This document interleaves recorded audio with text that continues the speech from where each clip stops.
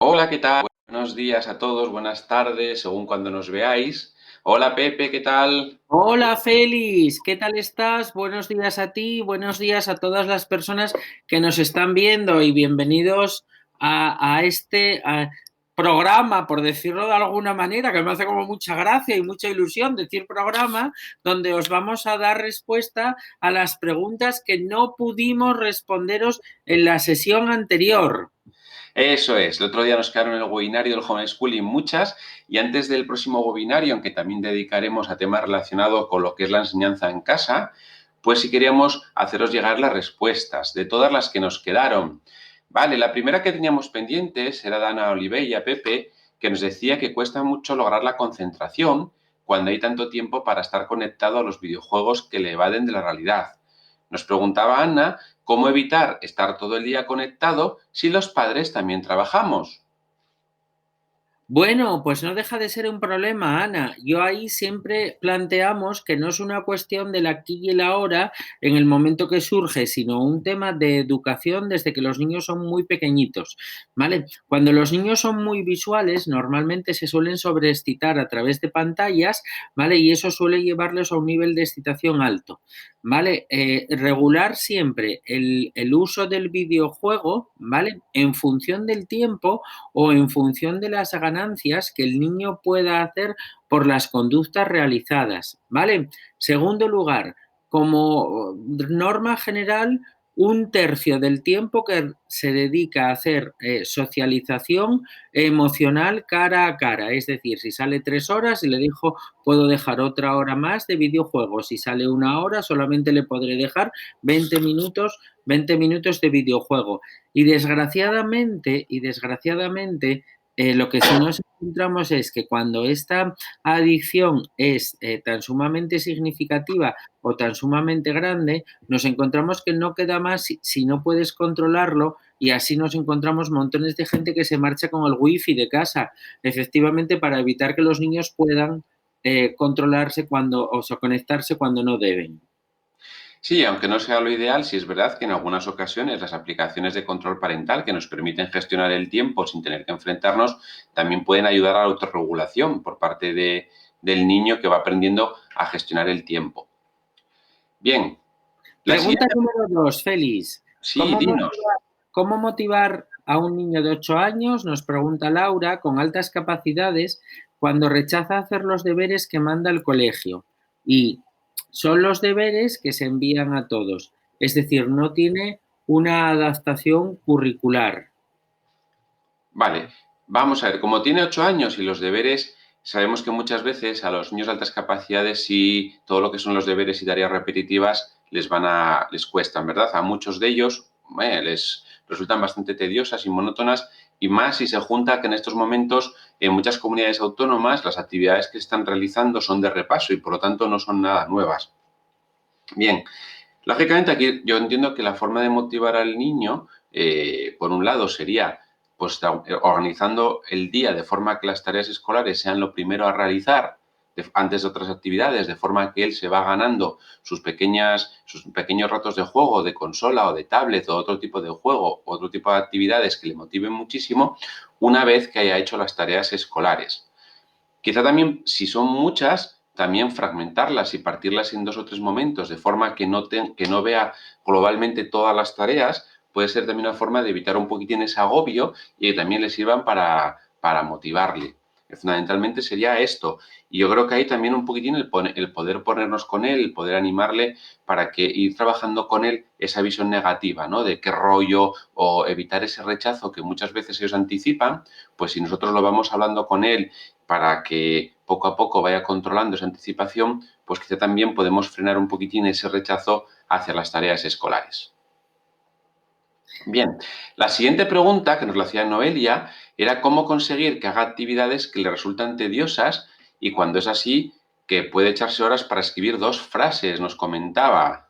Mira, aparte de lo que está ya comentado por Félix de la pregunta anterior, porque tiene bastante relación con lo que está comentado por Félix de la pregunta anterior, Noelia, yo ahí sí también te añadiría una cosa, ¿vale? Tanto a ti como a Laura, ¿vale? Las familias también, cuando las tareas son generalistas o son generalidades, tenéis que tener en cuenta la operación mental que se pide.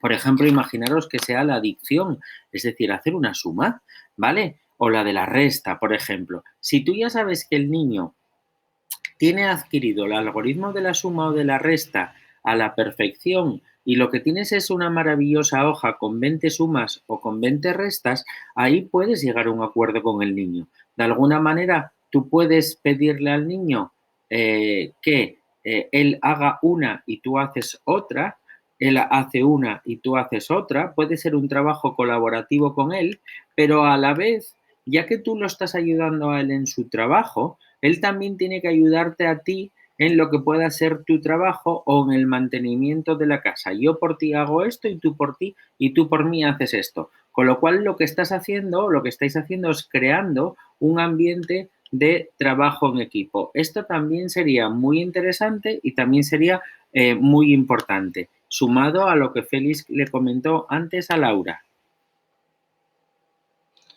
Pasamos a la siguiente, Pepe, la de Begoña. Sí, léenos, Félix. Sí, que decía que tiene un hijo adolescente de 15 años y que le gusta lo del homeschooling, pero porque él se marca el ritmo de aprendizaje, elige el método y puede ampliar los conocimientos de lo que le interesa. Y además no tiene que socializar y aguantar conversaciones que no le interesan. Y aquí es donde vemos el problema, que no sabemos cómo solucionarlo, en cómo aguantar esas conversaciones que no le interesan o el tema de la socialización. Vale, pues Félix, aquí tenemos un pequeño problemilla, porque queramos o no queramos, nosotros lo que estamos haciendo es moviéndonos en un mundo globalizado. Nosotros lo que estamos haciendo es moviéndonos en un mundo en el cual se nos pide estar interactuando con los demás. Entonces, yo ahí lo que sí le plantearía a Begoña, no sé cómo lo verás tú, sería que teniendo en cuenta este aspecto de su hijo en el cual dice que no tiene por qué aguantar conversaciones de temas que no le interesa, probablemente ahí esté el problema. En primer lugar, en buscar grupos de trabajo, grupos de actividades, de temas que sí le interesan y que compartan con él aficiones y gustos para que él ahí pueda socializar. Y en segundo lugar, no nos queda más que intentar un poquito o trabajar un poquito la capacidad de frustración y de aguante cuando tenemos que estar con personas que no nos interesa estar, ¿vale? Pero ahí sí, aunque sea una palabra un poco fea, utilizar la palabra obligar tampoco estaría de más, ¿vale? Pero siempre obligar dando razones. La razón es esta, vas a coincidir a la hora de hacer tus estudios universitarios, a la hora de hacer tu bachiller, a la hora de hacer tal cosa. Si tú no te preparas, si tú no te preparas para jugar un partido de fútbol y no entrenas duramente, pues entonces, bueno, es probable que cuando juegues el partido te vengas abajo. Para no hacer esto, lo único que te queda es entrenarte. Muy bien. Y eso también se puede unir, si te parece, con la que nos decía Carmen, que tiene un hijo de 20 años en la universidad, que tiene muchos momentos de desmotivación por este sistema educativo, que ve complicado el ayudarle, ¿verdad? Ya con estos años. Sí, claro que sí. A ver, claro que sí.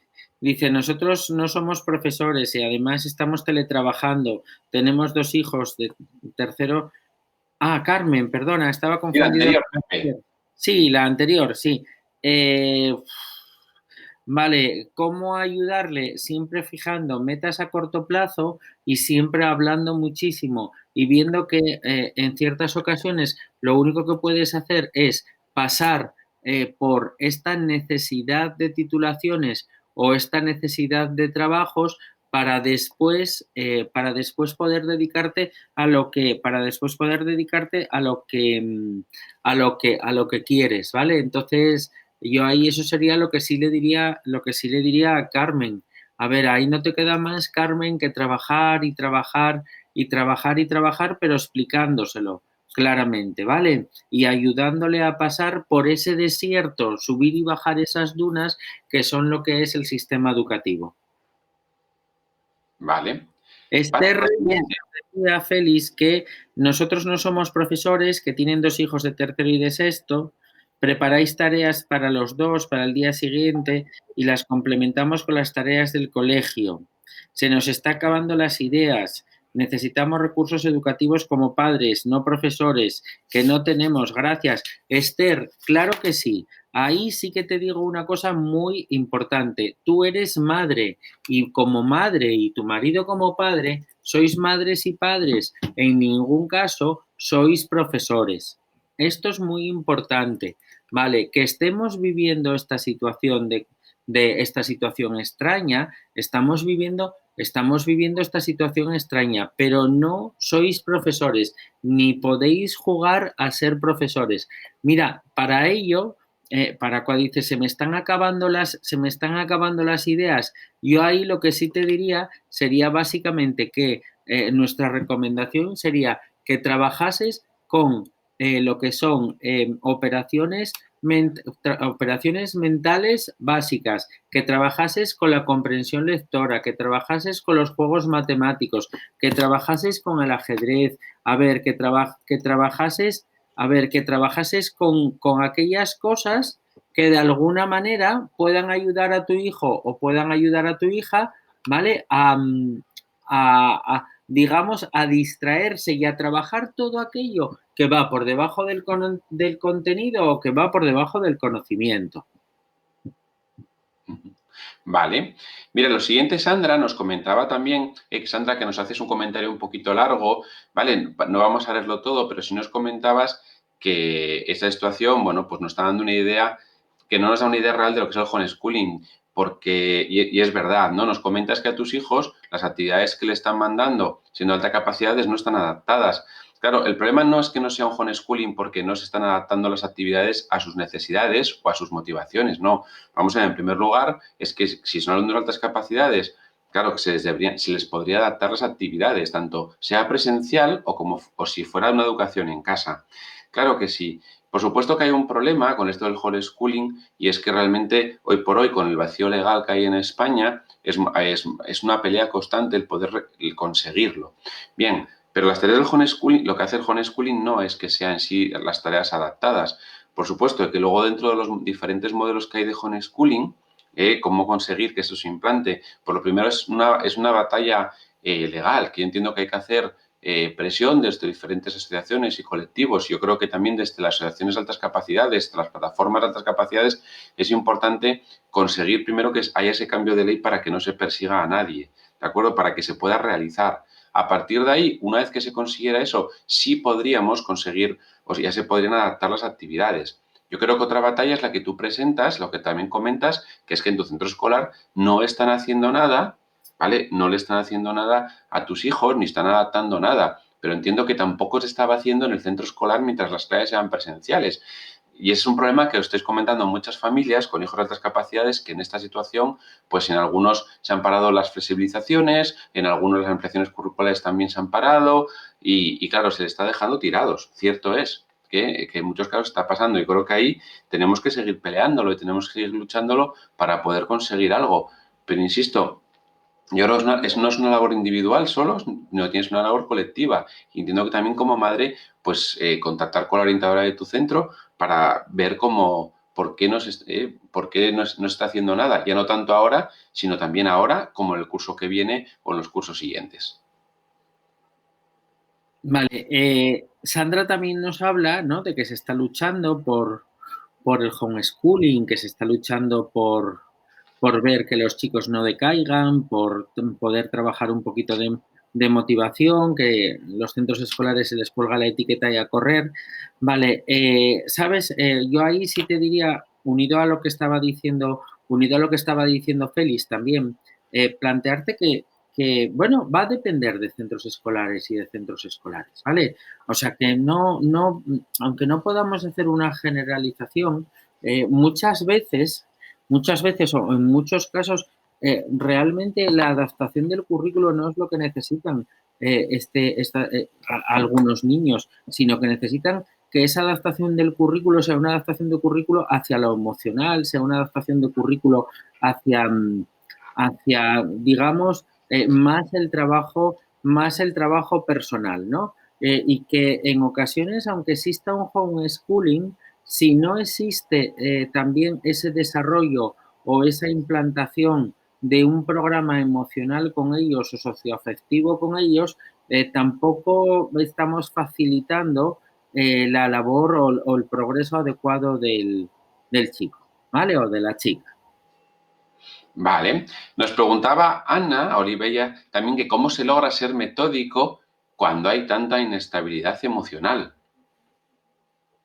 Bueno, pues quizá, mira, yo creo que uniendo lo que acaba de decir Pepe, ¿no? Que es necesario trabajar esos programas también de desarrollo emocional para poder gestionar también esos cambios emocionales, ¿no? Muchas veces hablamos de inestabilidad como si fuera algo negativo. Si por inestabilidad nos referimos a que hay personas que varían mucho y que tienden más hacia los altibajos, pues entonces deberíamos aceptar esto como algo normal que se da mucho en perfiles altamente sensibles. ¿De acuerdo? Si por inestabilidad emocional hablamos de cambios que ya que puedan ser de otro estilo, que puedan ser problemáticos o que puedan ser por una mala adaptación, pues eso sería lo primero a trabajar, ¿vale? Ser metódico, pues yo creo que es algo que se va a desarrollar muy poco a poco, ¿de acuerdo? No podemos tampoco interconseguirlo ahora y aquí y ya, sino que hay personas que les sale muy fácil porque por perfil de personalidad tienden a ser enseguida de trabajar las cosas muy poco a poco, pero hay gente que trabaja todo al final. Y hay gente que le gusta a veces trabajar bajo presión y está acostumbrada a trabajar bajo presión, a hacerlo todo a última hora. Con lo cual, bien, pues tendríamos que saber primero cuál es ese perfil, de qué tipo de personalidad tenemos y a partir de ahí ir pudiendo motivar para trabajar poco a poco, organizando las tareas poco a poco, para que pueda descubrir también esos beneficios de trabajar poco a poco. Pero muchos niños y niñas de altas capacidades, como saben que a última hora llegan y lo han aprendido así, entonces cuesta un poquitín más dar la vuelta a esa situación hasta que ellos realmente un día se dan cuenta que no llegan. Y entonces, cuando se ven que no llegan, muchas veces cuando empiezan ellos a hacer también el cambio. Vale, clave para autogestionar el tiempo. Necesitamos recursos. Vanessa y Ainara, pues mirar, eso va a ser el contenido del próximo webinario, porque en el próximo webinario, que creo que será la semana próxima, el jueves, si no me equivoco, Félix.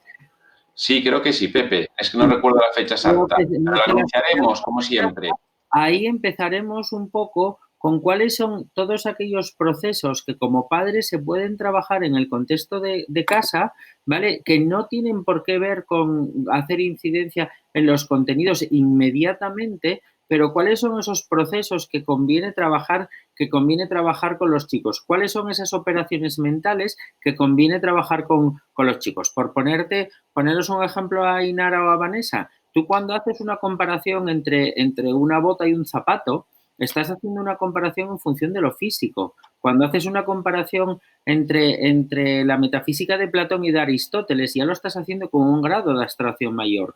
Pero lo que estás utilizando, que es la comparación, el compara y el contrasta, es lo mismo. Entonces ahí sí trabajaremos un poco en este sentido, dando herramientas y pautas concretas.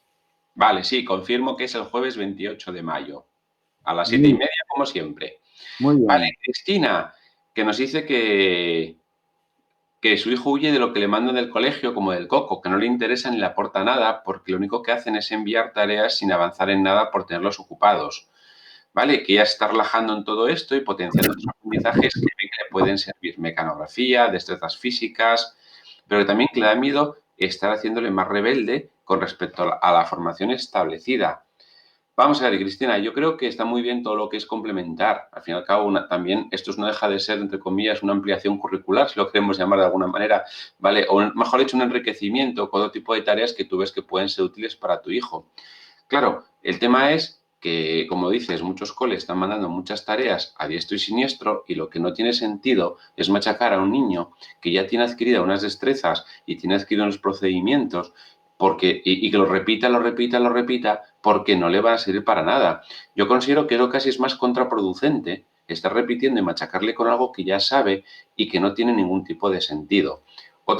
A ver, que yo creo que entre abandonarlo todo y ir haciendo poco a poco, haciendo unas partes de las tareas, pues yo, hombre, sí creo que es bueno que vaya haciendo algo, sobre todo para que no se desenganche de que estamos en época escolar, que todavía no estamos de vacaciones y hay una serie de tareas que conviene ir haciendo y que él pueda ver que todavía que seguimos trabajando poco a poco, a otro ritmo, porque es una situación diferente, pero sí buscar también algo positivo de lo del cole, que seguro que habrá alguna tarea que pueda serle un poquitín más motivadora, ¿no? Es lo que intentaría por lo menos. Y como decía antes Pepe, otras preguntas, trabajándolo en equipo. Nos ponemos juntos, nos la repartimos un poquitín, yo te ayudo a ti y luego tú me ayudas a mí en otra tarea. Sí, la siguiente pregunta de Ángeles Martínez Foronda me gustaría unirla con la de Marga, que está un poquito más abajo, ¿no? ¿Se soluciona el problema de la escuela si la ratio disminuyese? ¿O cuál es la versión de los centros y los equipos docentes ante la atención a los alumnos de altas capacidades? Mira, Marga, mi opinión es que una cosa es la detección del alumnado de alta capacidad y otra cosa es la necesidad específica o la necesidad específica de apoyo educativo o la necesidad que pueda tener de adaptaciones en el centro escolar. Como el sistema escolar, esta es mi opinión, como el sistema escolar está proyectado hacia la evitación del fracaso, es decir, sabes que tenemos, Marga, un sistema tremendamente garantista que lo que intenta es evitar siempre el fracaso escolar. Si no hay fracaso, parece que no constituye problema. Y lo que no hacemos es fomentar ese desarrollo excelente en personas que pueden llegar a ser excelentes. Como mucho de nuestro sistema está orientado a desarrollar ese fracaso, a veces parece que los que ya no tienen ese fracaso los intentamos evitar. ¿Vale? Intentamos evitar el más trabajo con ellos. ¿Se dejan orientar? Sí, pero fundamentalmente se dejan orientar cuando lo que tienen es que enfrentarse normalmente a ese evitar ese fracaso escolar. Por eso, sabes que una de las detecciones que se hace con los niños de altas capacidades es desgraciadamente por el fracaso escolar que pueden tener, ¿no? Y si el equipo docente está obligado a hacer adaptaciones o no está obligado a hacer adaptaciones, sí, el equipo docente debe de hacer las adaptaciones que son pertinentes y que vienen recomendadas en el informe del alumno. Claro que sí, tanto que son metodológicas, de acceso al currículo, ¿vale? O como puedan ser organizativas. Vale, ahí vienen en su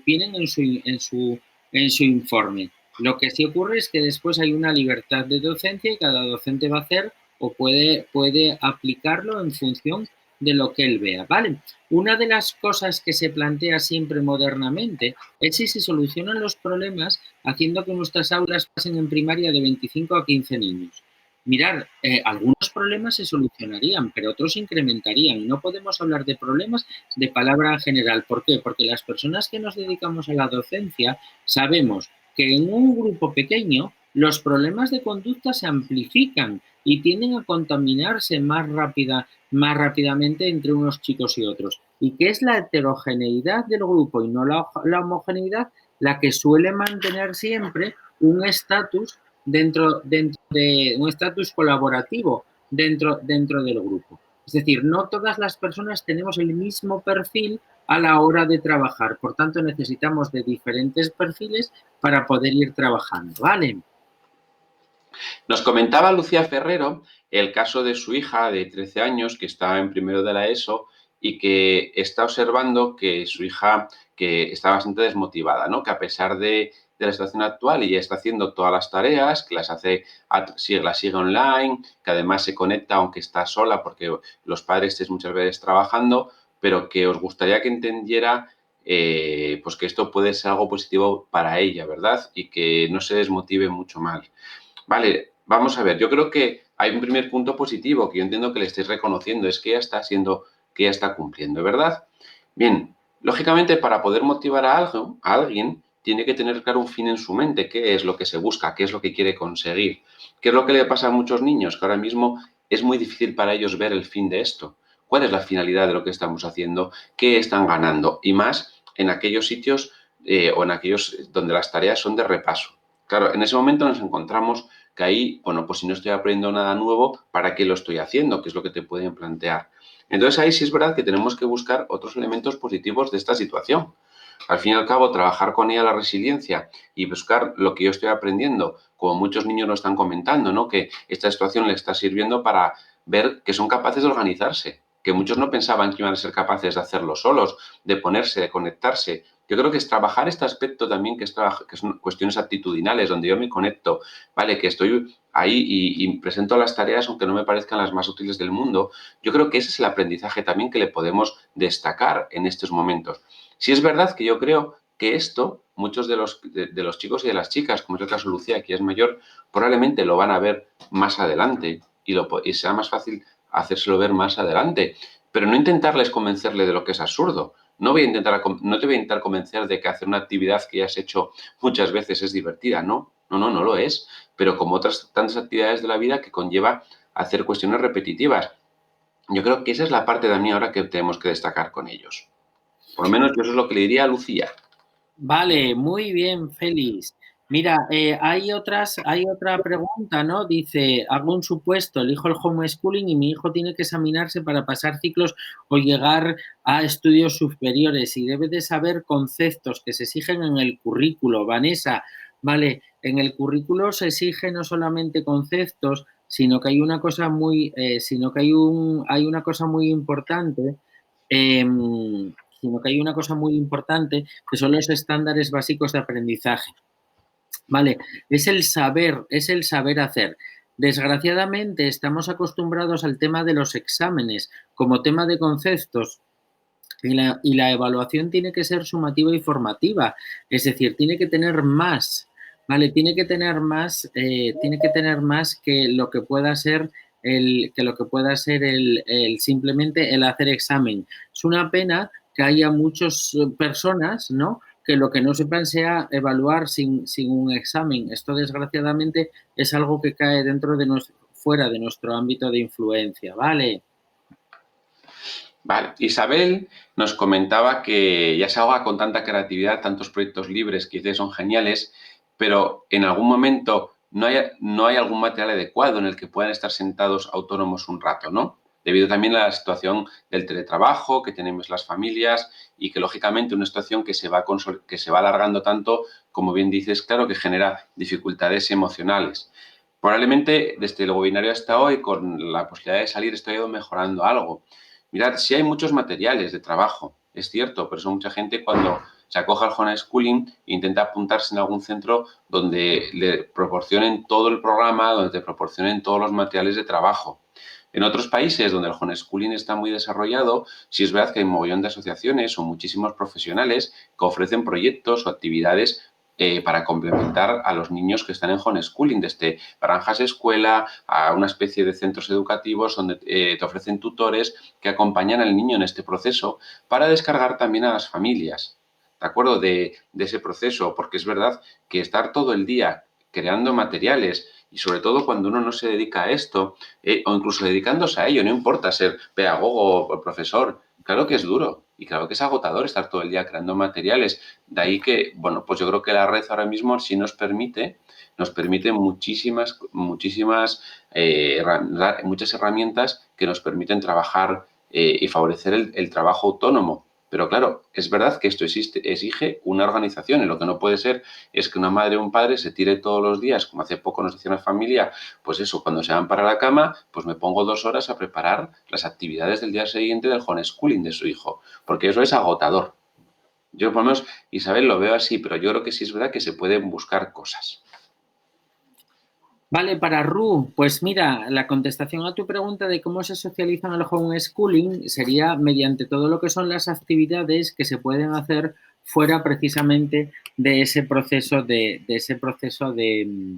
homeschooling, ¿no? Planteándote también que el homeschooling no tiene por qué convertirse en un 100% del tiempo del niño en casa, él solo con su familia, sino que son ritmos de aprendizaje diferentes, son formas de aprendizaje diferentes. Y un homeschooling no tiene por qué evitar que el niño acuda al centro escolar, acuda a visitas del centro escolar, no tiene por qué evitar que acuda a determinados elementos o actividades del entorno escolar. Después, aparte, sí sabes que en muchas ocasiones, cuando estamos hablando del homeschooling, sí es necesario complementar o implementar acciones que desarrollen toda la parte emocional de los niños que no están acudiendo ordinariamente al aula y que tampoco tiene por qué ser con niños de la misma edad, ¿vale?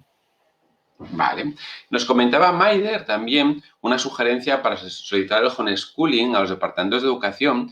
Ella nos pedía si no se podría solicitar que los padres que decidieran hacer el homeschooling pudieran acudir a sesiones de formación pedagógica por parte de pedagogos en la universidad. Quizás se podría generar títulos propios oficiales que avalaran que esos padres están formados para educar en casa y sería algo beneficioso y para ambos padres y también para la universidad. Vale, lógicamente, pues sí, estaría fenomenal. Claro que sí hace falta una formación pedagógica. Yo entiendo en los tiempos que corren. Bien, se puede hacer a través de títulos oficiales o no oficiales, pero estaría bien que alguien ofreciera esa formación a los padres y a las madres que optan por el homeschooling. Pero como decíamos antes, lo primero es que tengamos esa opción y que no sea muy complicada, que se reconozca la opción del homeschooling en las diferentes variantes, ¿no? Como hemos dicho al principio del webinario, hay muchas formas de entender el homeschooling y de desarrollarlo, desde los más libres hasta el más normativo. Pero claro que es necesaria la formación y muchos de vosotros estos días en las sesiones que vamos teniendo con padres y con madres nos lo decís, que os encontráis que cuesta cómo enseñar algunas tareas y que no sabéis cómo enseñarlas a vuestros hijos, ¿verdad? Pues gracias, Maide, por tu propuesta.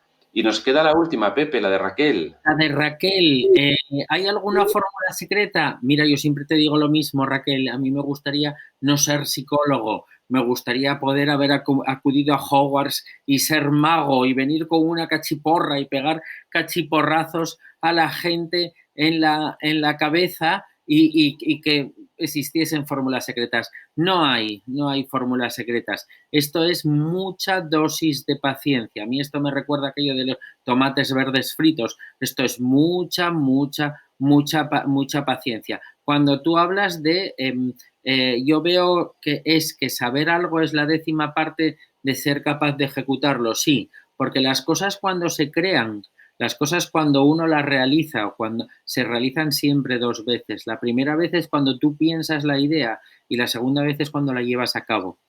Vale, por tanto, todo proceso de creación siempre tiene que tener esas 2 partes. El problema es cuando nosotros creamos, pero no ejecutamos. ¿Eh?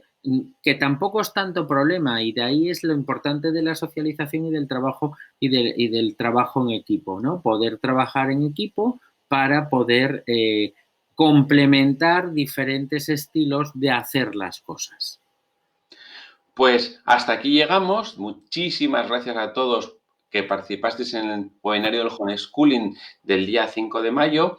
Aquí más o menos dejamos las preguntas contestadas y invitaros, como no, al del día 28 a las 7:30 de la tarde, donde continuaremos hablando de algunos aspectos prácticos de todo lo que es la educación en casa. Pues Sí, muchísimas ahí gracias y sí, hasta el día perdona que te 28. interrumpa, Félix, porque ahí sí daríamos ya esa respuesta a Maider, ¿no? Daríamos esa respuesta a Vanessa, a Inara, ¿no? Vamos a empezar un poco por lo que son los procesos básicos, ¿vale? Lo que hay debajo de para poder empezar, para que por lo menos vosotros como padres lo sepáis, aquellos que no tenéis formación en este aspecto y podáis ver la forma de trabajarlo, ¿vale? Pues muchísimas gracias y hasta luego. Venga, hasta luego, chicos, hasta luego.